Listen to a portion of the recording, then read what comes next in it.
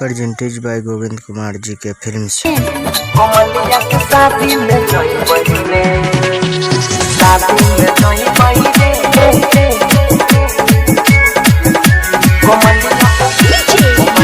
कमलिया के शादी में जोई बहिले हमरा जान के होई छै शादी बिन लगने के हक पपरी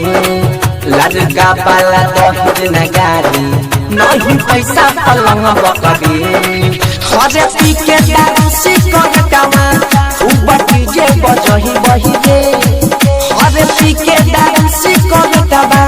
खूब डीजे बजही बही रे कमलिया के शादी में जही बही रे कमलिया के शादी में जही बही रे कमलिया के शादी में जही बही रे कमलिया के शादी में जही बही रे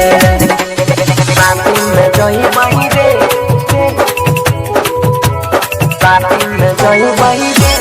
विकास कमलिया के शादी में जही बही रे सीतामढ़ी जानो से ज्यादा हमारा चाहल कोई बेचारी चल जोई पे ससुरा दिल पर दुख होते भारी जानो से ज्यादा हमारा चाहल कोई बेचारी चल जोई पे ससुरा दिल पर दुख होते भारी जब जब यार लोई ताई रे मनबा के तर पई ताई जब जब यार लोई ताई रे मनबा के तर पई ताई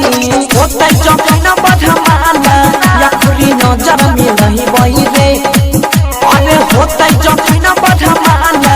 यखरी नजर में नहीं बही रे कमलिया के शादी में जही बही रे कमलिया के शादी में जही बही रे कमलिया के शादी में जही बही रे कमलिया के शादी में जही बही रे शादी में जही बही रे शादी में जही बही रे विकास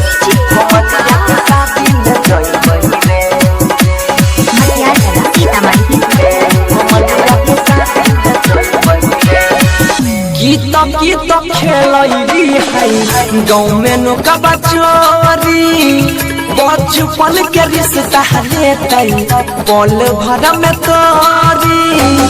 गीत खेलैली है गाँव में नुका बचोरी बचपन के रिश्ता लेते पल भर में तोरी धर तनहा दिल ना के करो से लगही तई दुख के बतिया औरत सोनू सुधीर से सुनही तई होतै जखन बढ़माला यखरी नजर मिलही बही रे अरे होतै जखन बढ़माला यखरी नजर मिलही बही रे कमलिया के शादी में जही बही रे कमलिया के शादी में जही बही रे कमलिया के शादी में जही